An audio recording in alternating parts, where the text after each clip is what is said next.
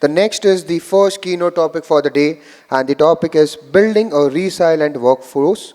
CHR's role in hybrid and remote first models. For this, I'd like to call upon stage Ms. Asha Subramaniam, CHRO, Daily Rounds and Marrow. She is an experienced HR professional specializing in supporting startups and scaling organizations. She is known for fostering people first cultures through thirst, open communication, and the strategic alignment of employee and business goals. Can we have a huge round of applause for Ms. Asha? Good morning. Can you hear me? Clear? Okay. I have little jitters because I'm the starting person. So recently I had gone to a panel discussion and it was about the last session, right? And it was literally everybody was sleeping and they were looking at us like, can you please get down from the stage, right? So when Gainskill called me, the first thing was I told, please give me something before lunch. So thanks a lot to them. And because we are starting and it's a beautiful day, and thanks to Mr. Tripathi for giving such a beautiful connotation between HR and salt, right? We never realized, and it's very new concept for us. So can we all just get up? Give me 1 minute, and please, all of you get up. Thanks a lot. This is so kind of you. So we'll do a quick, I usually do it whenever I do the keynote because this is so much that we've got from the universe, right? Like, we'll just give a gratitude, sounding very cliche, but let's give a gratitude prayer to, like, whatever we believe in. It can be idol or it can be the universe, which is giving all this energy and this beautiful occasion for us. Let's just keep our hands on the heart, whichever side, and close, close your eyes and just think about the most beautiful thing, maybe your kids or your mom or something which is like, your manager maybe. Sorry.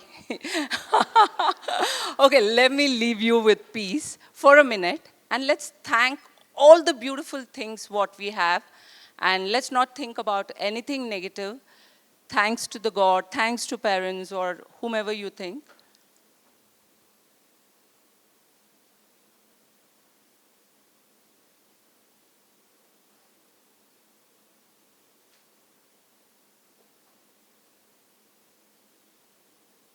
Okay, rest. Thanks a lot. This is very kind of you and beautiful audience. Something to speak upon and like, feel better.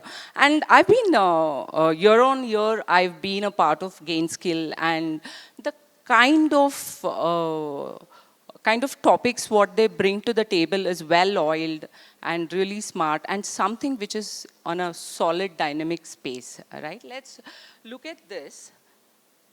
So building a resilient and future-ready workforce, right? This is a topic, again, which is changed again and people have been reinventing, right? Especially, let's look at two parts at this so that it becomes a little clear.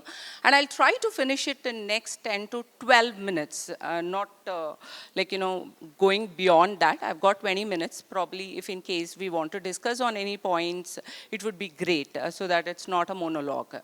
So let's look at what is this space all about, right? Before the COVID or before 2020, we were all thinking that the resilient word is always like, attached to the employees. Employee, I don't know, it's not coming. I need to, okay. So I'm a big fan of Durandar. I'm sorry, I've just brought into this. Okay, so before COVID, we all thought that like, employee has to work 24/7 or like, he's always available. Anybody in the organization, we see some entu cutlets, right? The front benchers. So they're always available. Weekend, they're ready to like, work or any kind of work. I can crack this. I can kind of like, do this and make this right. Any problem, they're ready to solve it. So we call them superhumans, right? So this was actually told these are the resilient employees. And post-COVID, what happened, right?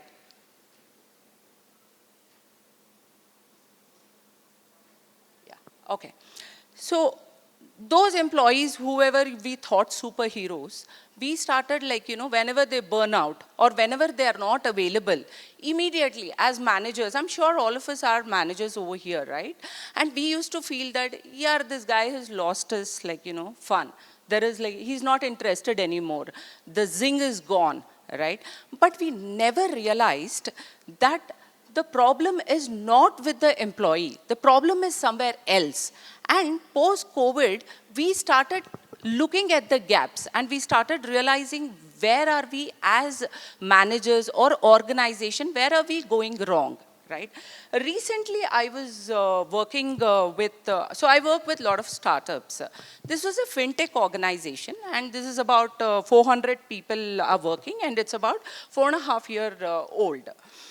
So the assignment for me from the CEO was nothing to design or reorg or anything like that. It was basically employees, their attrition was high. The rate was going up to almost 42%. A product company, 42% attrition looks a little atrocious. So I started talking to them and they also gave me an assignment where I need to talk to the people there. So I had some cohorts and I spoke to a lot of people and finally we all met as a leadership, we met. And my analysis was they have AOP, they have created the AOP very loosely. So when I looked at the AOP, it was about 25, 30 pages. But everybody is doing everything. Literally anything they get their way. They're just doing it, right? So the last final suggestion was that we'll put up KRAs, a quarterly KRAs, and put up about 10 things for each function so that they're very clear about what is that they have to do. So this kind of we've just implemented recently. And also another suggestion was with the KRAs, attach your reward and recognition. So people are very very happy about doing the 5 to 6 things what has been assigned to them. And there is a very clear focus and also probably the reward and recognition is a big sprucer. And this is a company which actually sends their people to Japan, New Zealand, different countries for the reward and recognition. So this can kind of be a big, so it's about 1 month. We'll need at least another 3 to 4 months to see the result. But why I told this example is, as we were thinking that resilience is employees' work, today resilience is not employees' work. It is actually organization work. And organization redesign. How is the organization ready to take this burnout of employees, right? We hear day in and day out telling that, hey, I don't have we time, I don't have focus time, I don't have any time at all, back-to-back meeting, I'm very busy, right? It is not about the employees today, it's all about the organization. How well can you redesign the organization for people to take that pressure? Right? But we've been working thinking that, hey, this employee is not good. Let's ask him to exit. This employee is very good, right? So burnout probably will need to understand the resilient and the burnout word, which is basically actually organization. Now, why I brought this topic is, as a CHRO, as a senior HR professional, it is our work to redesign this along with the CEO and along with the leadership, right? Okay. So there's another organization which I was working with, and again we put OKRs to them.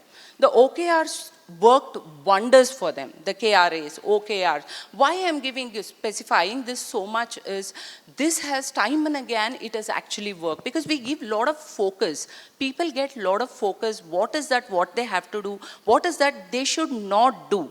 Where they have to tell no. Today, you look at the product team, they are helter-skelter. They're running everywhere and they're doing everything.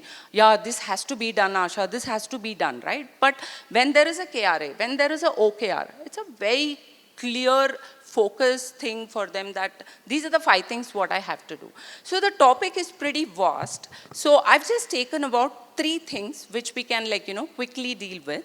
One is the organization design, which already we spoke about. The second is the leadership behavior. What was it before COVID and post-COVID, right? Because I think this was the biggest revolution what we saw, the COVID, right? That is why I'm just keeping that. And also the entire globe went into a online. So how did the leaders manage at that time, cope up at that time? And the last one is the psychological safety. Okay, as we already spoke, it is not at all about employees. It is no issue from the employees. Please keep that in mind. Let's all keep that in mind. It's all about organization design, how we design the organization. Today, it's much faster. Like when I tell that, how do we work towards this? There's so many information, and especially AI.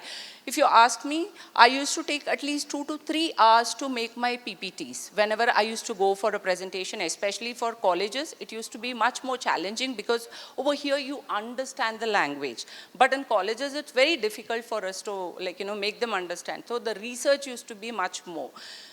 I used to take 2 to 3 hours, and today I did this about 5 to 6 minutes in Gamma. I just spoke to Gamma. I told, hey, listen, I need these. I literally told I need Durandar's, Ranveer Singh's photo on this, and I want 4 of them. It just immediately took it, right? So that's the kind of AI also what we have.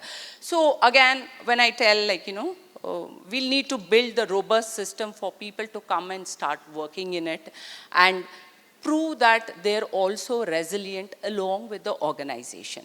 So let's go to, for this, I want to give you one case study quickly. So in 2020 to 2022, Microsoft started with a study.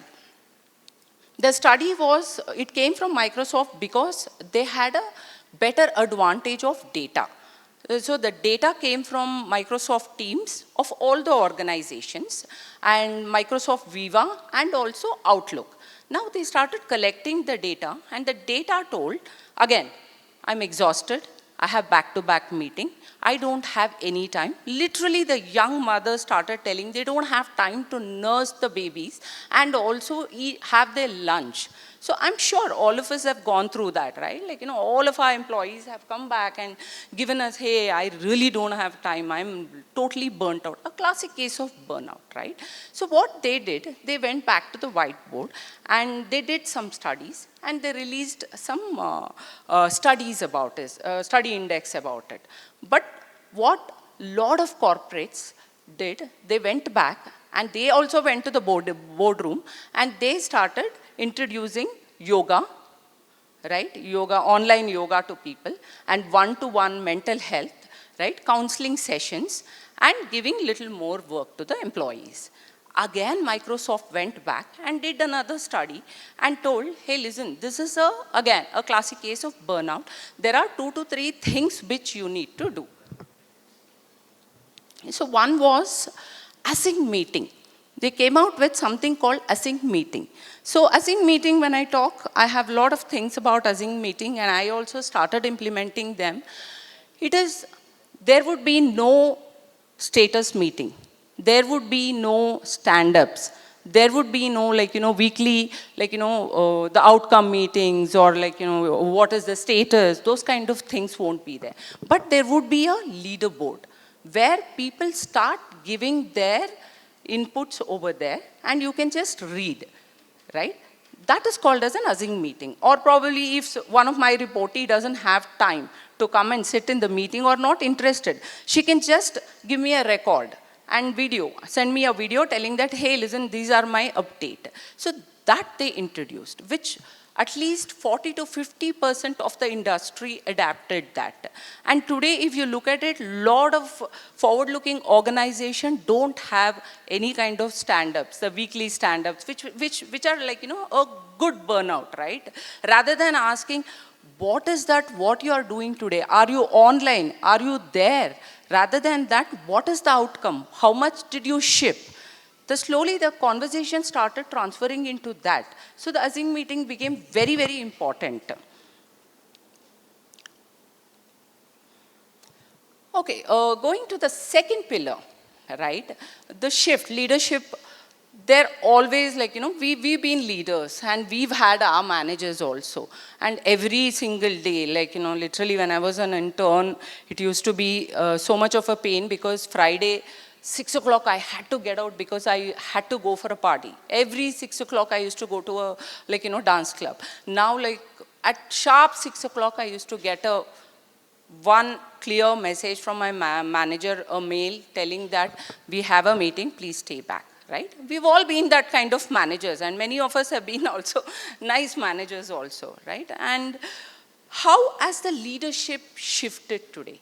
Right? And how it needs to shift. A lot of organizations have adapted this, but many of us still need to kind of evolve ourselves and get mature to the idea of, rather than asking, what is the status? Every time we go and we ask, right? Kya chal raha hai? What is happening, right? That becomes kind of micromanaging. And today with the kind of generations what are coming in, right? They don't like to be asked. Surely, today morning, my daughter doesn't stay with us. She's staying in another city for her studies. And I just asked her, why didn't you take my call? She told, okay, bro, bye. Right? Very clear. And I'm sure a lot of you will align and, relate to this. Right? And if I ask her, did you have your dinner? Right? 2 times I've asked. She'll just tell, okay, bro. I'll put the phone down. And it just goes duck. There is no more conversation on that. And again, after half an hour, I'll have to recoup and I'll call her and I'll tell, what's up, what is happening, do you want anything? So that kind of conversation. So with the generation, we all know how difficult it is, right? But one of the best generation, again, I am a big sponsor for this generation, the Gen Z and the new folks, because the kind of clarity what they bring, it's a little difficult to work with them. But probably once we understand them, it's extremely easy to work with them because they are very clear. They're never like us. We never were clear what we wanted, but they're super clear what they want, right? So we are not able to handle that, that thought of they being so independent. Maybe once we start understanding them, I think it's a beautiful generation to be with. So with this kind of a generation, how should a leader be? Right? Rather than telling that, hey, what did you do today? Are you online? Are you on leave? Are you going out somewhere? Rather than that, right? What is the final impact? Is the work done? Right? So that is the kind of shift what we are looking at. Let's look at GitLab. GitLab is a fully remote and from almost about the starting, they are the fully remote company. And today, they have a handbook, and handbook is the only thing what they do. No meetings, nothing. It's a classic example of how an organization, please go and you can probably read about it if in case you're not familiar with that. And also, the base camp. The CEO, the founder felt, when can anything happen in an organization? Only when there is calmness. When it's chaotic, people can never work. Right? So that is where they prioritized calmness and learning, right? I think the time's going. Let me finish off fast. So these are something which we feel as a handbook which needs to be mandatorily done for a shift of the leaders from what they are, maybe mandatory manager workshop, which need not have to be a classroom. It can be they're actually working with senior people, mentoring, sponsorship for them, right? All these things can actually help. And teach async communication. So it need not have to be every time come and stand in front of me for hours together and get stressed. A lot of people also have told that 145% of stress level goes up when a manager calls for the meeting. Right? So this is all data backed. Okay. So, but it is true, right? When somebody calls you as a manager, you just get stressed, right? Rather than that, if I have an avenue where I can just go up and put up the update, it's so beautiful. I don't need to see anybody, right? And some people are not very verbose. Some people don't want to talk in the mornings, right? So basically review the deliverables, not the time, or like, not what they did within that time, right? Build trust without surveillance. That's extremely important. Today, I think a lot of people are going through problems because, like, there is a lot of micromanagement from the managers. Reset managers' language, who did this, what, rather than who did this, what allowed this? This is a more beautiful question to ask, right? So that there is no blame game over there and they don't feel that they're victimized. Fix structural barriers, reward speaking for people who speak up, right? Please reward them, and fix work design for focus. So there are companies which go and block employees' calendar, which is called as focus time, for 2 to 3 hours in a week, because we are so distracted. Today, if I'm sitting at home, I can work. If I go to office, absolutely no work. I'm like, I close the door, in fact, and tell, give me 10 minutes. I'm doing something. Let me, this one. So there are companies who are doing this. This, like, we started, actually, after I read this, like, we started doing this. 2 hours we are blocking on Wednesdays where nobody disturbs anybody. We also have adapted no meeting days also. And I think we started, I'm just hoping that it works for us. The last pillar is psychological safety, right? Like, what is psychological safety generally? Like, in a lot of HR languages, like, we'll do one-to-one mental health sessions, or we'll have some webinars for it, or we'll have some kind of physical exercises, or like, we'll give them some breathing exercise or some meditations, all those things. Psychological safety actually lies somewhere else. In Google, in 2012, they made an awesome case study which is called as Aristotle project. So they just saw 2 groups. They took 180 people. They saw 2 groups. One group was doing extremely well.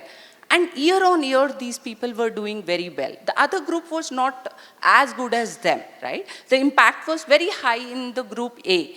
Now they started realizing, like, doing the study, why is this group, like, doing so well, actually? And every year on year, they are getting the promotions, they're getting better hikes, and impact is high. So only one reason. The group A had psychological safety through they were able to speak up. They were able to speak up in the meetings. The meetings were made where everybody had today 60% to 80%, right? It's a large population, are very scared to talk in meeting.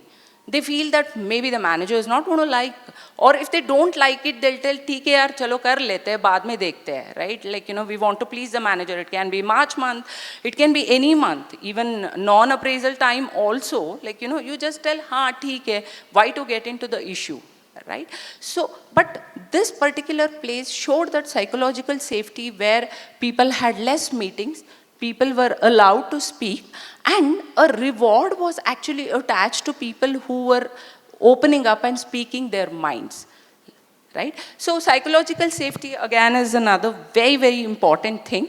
And the last one is, I just made this, like, as a key takeaway, like, the summary of what we spoke until now. AOP, KRA, extremely important to any organization. Time and again, I've seen this really, like, being one of the very important thing to an organization. It can be 10 people, you start with 10 people, or it can be 10,000. But KRAs work wonders, right? And redesign the manager capability. Please let the manager not ask, what did you do today? Rather than that, let's shift the conversation to, what did you ship today? That becomes much more mature conversation. That's some little more comforting to, like, employees.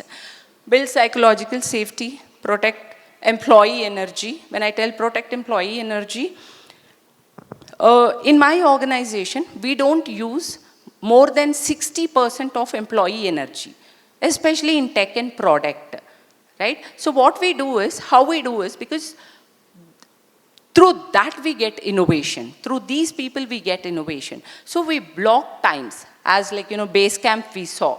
We block their time for about 3 hours in a week, and it really helps. And these people are so relaxed. You give them any kind of work, like, they're very happy to do. Maybe like, that works for many organizations. Coach leaders for empathy, but make sure the empathy is fair, because we have a responsibility both sides. We are just not responsible for employees, we are also responsible for organization, right? Measure what truly matters. Don't like, because we have a fad of data, like, let's not measure whatever we require. Probably measure something which is more important, right? So with this, let's just look at what is the real role of a senior professional, sure, to rebuild the organization, design the organization smarter, joyfully, and to make it safe. And okay, so thanks a lot. It was awesome, and very few groups like this are so encouraging, and thank you again. And thanks Gainskill for this amazing opportunity, and looking forward again to come back next year. Thank you.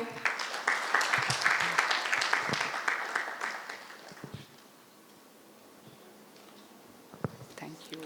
Thank you. Thank you so much for the wonderful presentation. I'd like to be on the stage. Now, to felicitate ma'am, I would like to call upon stage Mr. Tanmay Parekh, VP HR from Dairy Day, to felicitate ma'am. Can we have a huge round of applause, please?